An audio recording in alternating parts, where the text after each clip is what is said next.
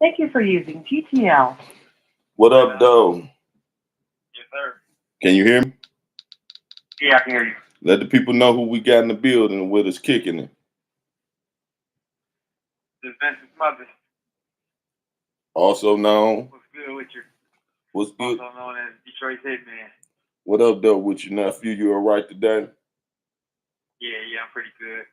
Well, we got the flow. You know, we don't do interviews. You know, you kick it with juice. You feel me? Um, Yes, sir. let's talk about. You did an honorable thing. I feel, and I want to talk about that and how you got yourself to do that. You know what I'm saying?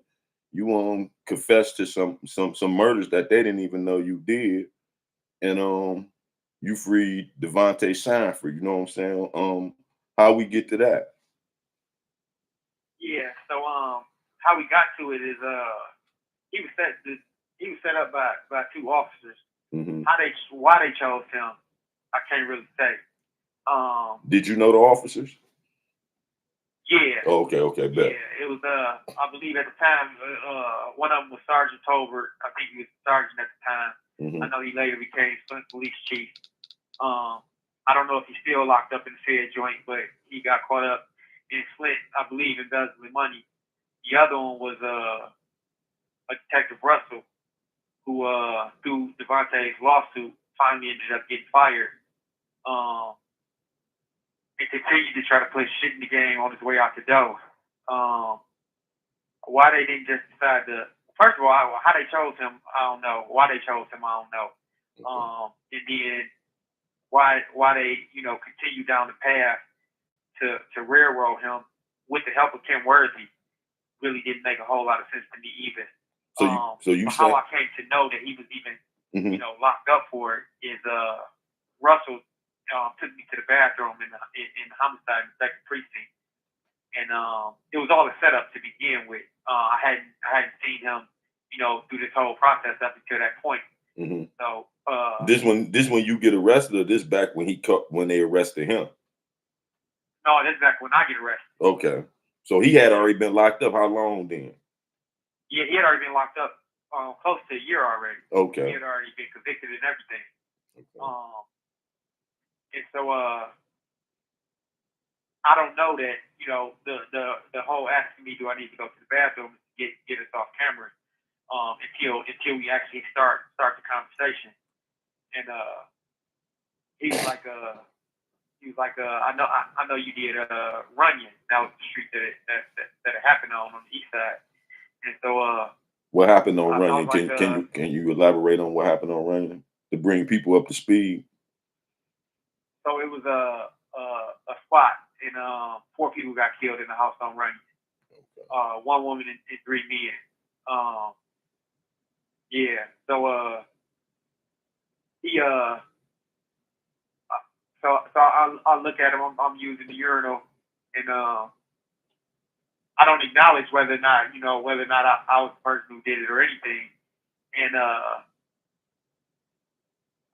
what I did was I was like, oh yeah, saying just hearing, just agreeing that okay, I understand he heard that I was responsible for it.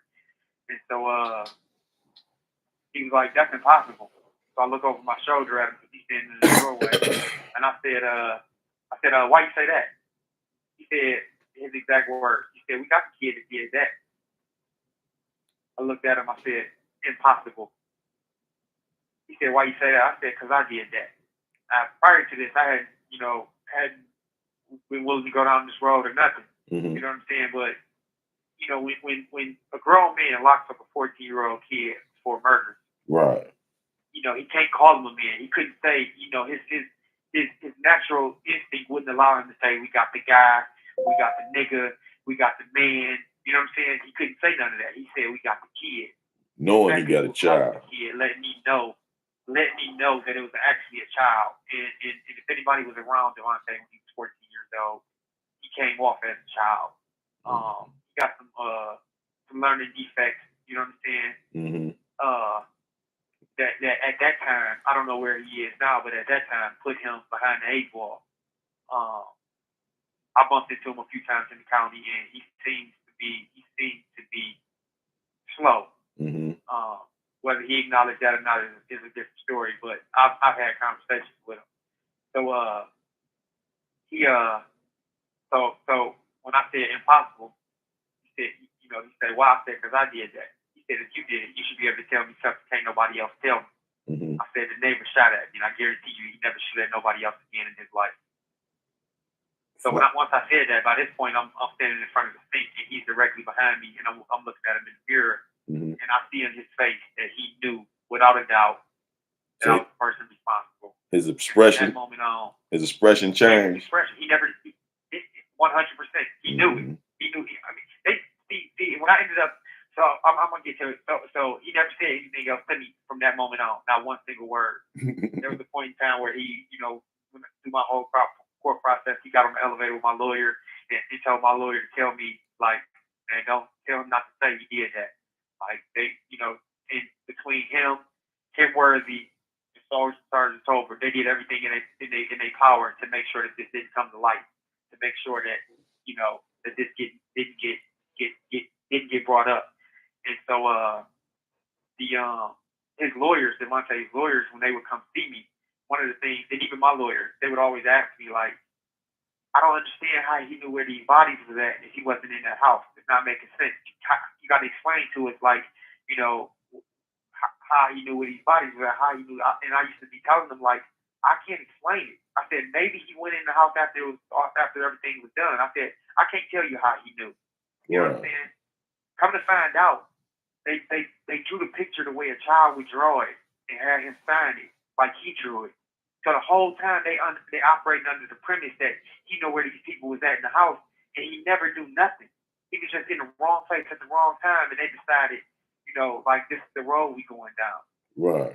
And they stuck to it. From what I understand, originally he told them, like, him and some of his friends did it. But keep in mind, his friends is kids like him. So I don't know how much of this is, it's factual in terms of, like, 100% accurate. Right, this is allegedly. But they go to the friend's house. When they go to the friend's house, and when they knock on the door, their mama's answering the phone because, it's 5, 6 in the morning. They got to go to school. They're like, my baby ain't killed no motherfucking body. He got to go to school in the morning. Keep in mind, at 14, you either in the 8th or 9th grade. So they in either middle school or just started high school. And so they realized, like, oh, this ain't an accurate depiction of whatever he told them. However they got this information out of him, it wasn't accurate. So what I also understood what they did was why they originally had him down in a homicide, they had a K9 unit at the scene. Well, he goes to the abandoned house, and they take the K9 paperwork and they change the address from the abandoned house to his address, take it to the judge and go get a warrant to go pick him back up. And then that's when they write the statement, have him sign it like he wrote it, like the shit he said, draw a picture of, of a room with some stick figures on the floor and some square couches, and say that he drew this picture. Come to find out, he didn't do none of this. But once again, let's circle back to the fact that he had some learning disabilities, at least in my opinion. And I understand they actually took the test and he got a couple points higher than whatever it is when you consider mentally effective. You know what I'm saying? So you can't technically put that label on them. But, when you toe in that line and you're 14 years old on top of it and your mama throw you to the wolves, because let's be clear, they couldn't be none of this question without his mama's permission. So she threw him to the wolves. You know what I'm saying?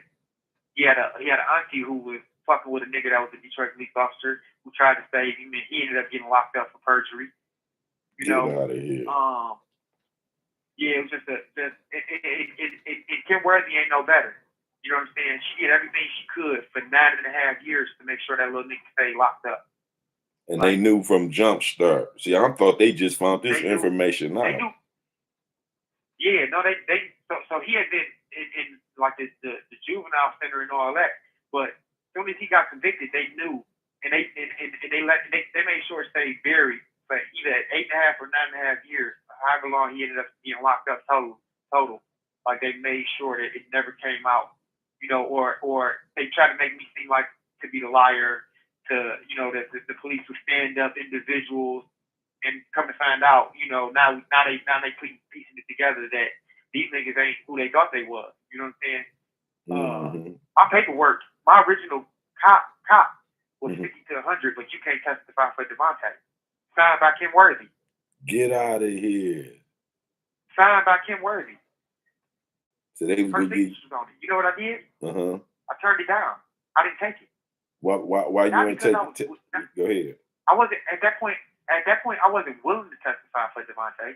But at that point, I didn't want to close that door. I didn't want to make it impossible for a 14-year-old kid wrongfully convicted of a crime he didn't commit to continue to be locked up. That's real. His lawyer got disbarred. You know what I'm saying? The lawyer who convinced him to take that cop. And keep in mind, and this is another part of it. Let's be honest, where we from. You know what I'm saying? Like, your mama love you more than anybody, or supposed to, right? So at some point, he had to tell his mama, like, Mom, I didn't do this shit. Even if he admitted to it, let's say he admitted to it at some point because he thought it would give him some street cred or whatever the case may be, or because he was too stupid, too retarded, however you want to put it, to say, hey, I didn't do this. Or maybe he did tell the police this, and they lied even about that part, right? But let's say he did tell the police at some point he did. At some point he understood how dire going to prison was, and at some point he told his mama, Mom, I didn't do this. Mom, you gotta believe me, I didn't do this. She was never on the news prior to him getting ready to get that money. She was never on TV. Why are they doing this to my son? Right. I need y'all help. I need somebody to help me. You know what I'm saying? That's real. No, I'm sure that little nigga was bad. I'm sure that nigga came up like all of us.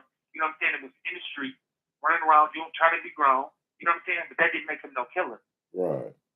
And that didn't make him at the moment when that gavel about to bang and they about to give him 40 years. That didn't make him not tell his mama, like, Mom, look, I can't do this. Like, I haven't got myself into something I didn't really understand. I didn't realize I wasn't never gonna come home again. That's real. You know what I'm saying? At some point, he told his mama, like, Mom, I need some help. You know what I'm saying? And it wasn't never there. I never saw her on TV prior to, he about to get out. He about to get $400,000 for, the wrong, for being locked up for all that time. They started giving the $6,000 a year out, and let alone the lawsuit money. That's when I started seeing her on the news. That's when I started seeing her say, "Hey, my son didn't do this." But where was she at during the whole trial process and all that? Right. Where was that love then? Where was that backing then? You know what I'm saying? That's the person supposed to be stumped down for you. No doubt. Why did they interview this nigga and get him to confess if his mama was sitting there with him? For real. You know what I'm saying? Like, it ain't. The police is responsible for what they did. Kim Worthy is responsible for what she did, and his mama is responsible for what happened too. You know what I'm saying? That's right. Yeah, but my original plea was 50 to 100. You can't testify for Devontae. I wouldn't accept it. Not like I say, not because like the time was too much. Because I ultimately ended up taking it, but she took stipulation out of it. And I wish I'd found the original agreement, so that way I had it in writing. That way everybody could see it. That's right. But I know you ain't got no reason to lie. Right, you ain't got no reason to lie. You've been telling everything. Not only that, the media has always, one of the things I've heard in the media is they've always wanted to know, like, why was he offered a cop to begin with? Y'all got him. Oh, it don't make sense. Tell us why. That's because they didn't want none of this to come out. Mm-hmm. They didn't want it to be known. They didn't want, and like I say, Kim Worthy's signature is on my paperwork, not nobody else's. Not the prosecutor who tried the case. That's not whose signature on my paperwork. Kim Worthy did. That bitch hired up. You might want to take Go ahead. That woman assigned a task force to figure out how I knew Devontae, and they came up with nothing. And yet still, she wouldn't let him go. Wouldn't admit. As a matter of fact, how about this part? This is really about to fuck you up. You have 1 minute remaining. Go ahead. They let Devontae out of prison. They let Devontae out of prison and never dismissed the charges. Get out of here. Out of prison, convicted of 4 murders. You know when they dismissed the charges? When the statute of limitations on charges of police officers ran out. Get out of here. Now that was dirty. He was out for almost a year. Convicted of. If you look him up on Otis or anything, it'll say he was convicted of 4 murders. They dismissed the charges until a year after because the statute of limitations on being able to charge the police ran out. You got something to say to Devontae? And I want you to call back, but you got something to say to Devontae? I'm sorry? Do you got something to say to Devontae? Oh, I call back with that. All right, he's about to hang up. And we about to go to countdown, so I'll catch up with you a little bit later after a while. Okay, bet. I'll be waiting on you to call. I appreciate Alright. you calling, nephew. You feel me? Call back and we Yes, gonna sir. finish this. All right. All right, peace. Thank you for using GTL. There y'all have it. See, here with Juice, kicking it with Juice, we go get it from the horse's mouth.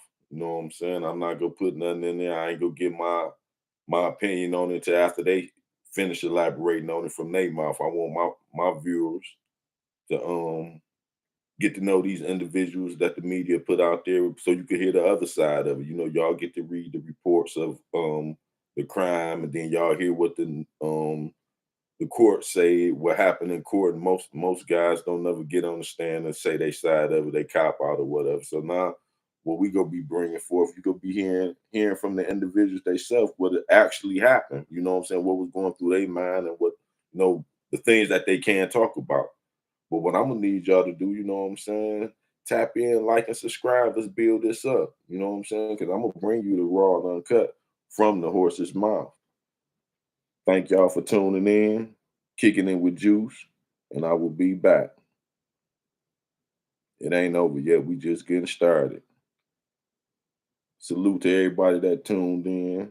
I'm just learning how to work this, so y'all bear with me. Barb Brown, best friends. Ryan Road, that's what's up. Salute to all y'all. I'll be back.